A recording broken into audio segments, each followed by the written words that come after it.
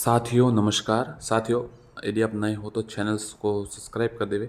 साथियों, जैसा कि आपको पता है बीएड बीएसटीसी विवाद मामले में सुनवाई हुई थी और उसमें 6 सप्ताह का समय दिया गया है। कोई स्टे नहीं आया है। बीएड के अभ्यर्थी थे, उनकी जो टीम थी उनकी यही मांग थी कि स्टे दिया जाए, परंतु स्टे नहीं आया है। तो अब साथियों भर्ती पूरी होने की पूरी संभावना लग रही है। 6 सप्ताह का समय है। 6 सप्ताह में आपको पता है 1 गुना कट ऑफ जारी हो सकती है आराम से, और नियुक्ति भी चाहे तो आराम से हो सकती है। परंतु साथियों इसमें सबसे बड़ी बात यह है कि जो अंतिम नियुक्ति है वो निर्णय के अधीन रहेगी। जो अंतिम निर्णय आएगा, अब स्टे नहीं आया तो ज़्यादातर अभ्यर्थी की यही आप कह सकते हैं कि अनुमान ये लगाया जा रहा है कि बीएसटीसी की विजय होगी। अगर बीएसटीसी की विजय हो जाती है तब तो कोई प्रॉब्लम नहीं, जो जिनकी नियुक्ति हो जाएगी तब कोई समस्या नहीं होगी। परंतु अगर बीएड की विजय हो जाती है, बीएड जीत जाती है, तो साथियों ये समस्या होगी कि जो इस कट ऑफ में जो बीएड के अभ्यर्थी आ रहे हैं उनको भी ज्वाइनिंग देनी पड़ेगी। और फिर अगर उनको ज्वाइनिंग दी जाती है तो शैडो पोस्ट क्रिएट की जाती है, या जो लगे हुए उनको बाहर करके दी जाती है। किस प्रकार से ये मामला हो सकता है, तो ये जो संभावनाएं है, हो सकता है कि इसमें से कुछ भी ना हो और सरकार निर्णय का जो है उसका इंतजार करे और फिर ज्वाइनिंग दे। ये भी हो सकता है।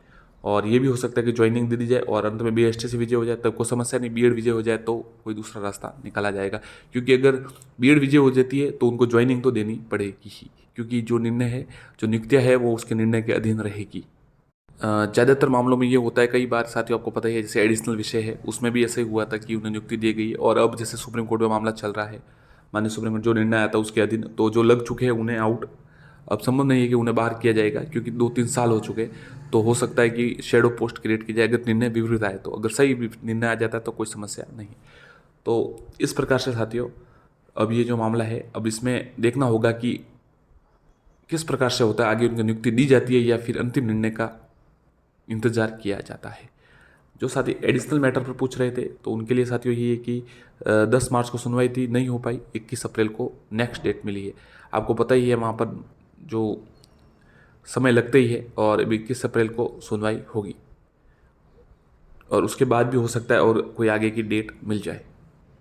अगर ये निर्णय आ जाता है साथियों मई तक तो जल्दी तो ठीक है, नहीं तो फिर आपको पता है लगभग 1.5 महीने के शायद 1 महीने की छुट्टी भी रहती है वहाँ पर भी। तो इस प्रकार से साथियों ये समस्या होगी और ये मामला आगे से आगे बढ़ता जाएगा।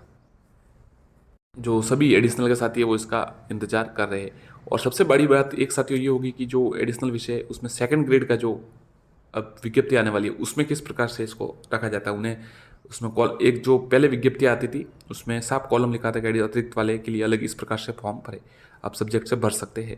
अब किस प्रकार से होगा ये देखना दिलचस्प होगा कि विज्ञप्ति में लिखा होता है या नहीं लिखा होता है।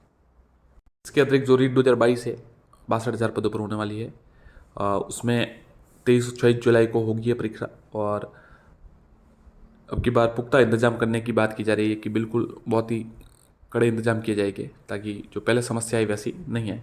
और लेवल जो दूसरा पेपर होगा वो बाद में होगा।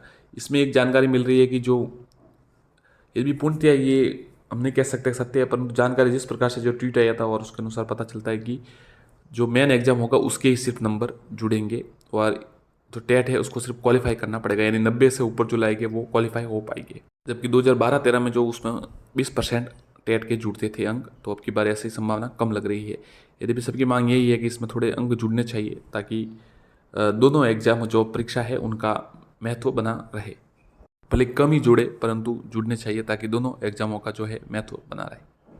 यद्यपि जो 15 मार्च को रिपोर्ट आने की बात कही जा रही थी वो अभी तक आई नहीं है, तो उससे पता चलेगा कि आगे किस प्रकार से इस पर निर्णय हो रहा है। धन्यवाद साथियों, चैनल को सब्सक्राइब जरूर करें। धन्यवाद।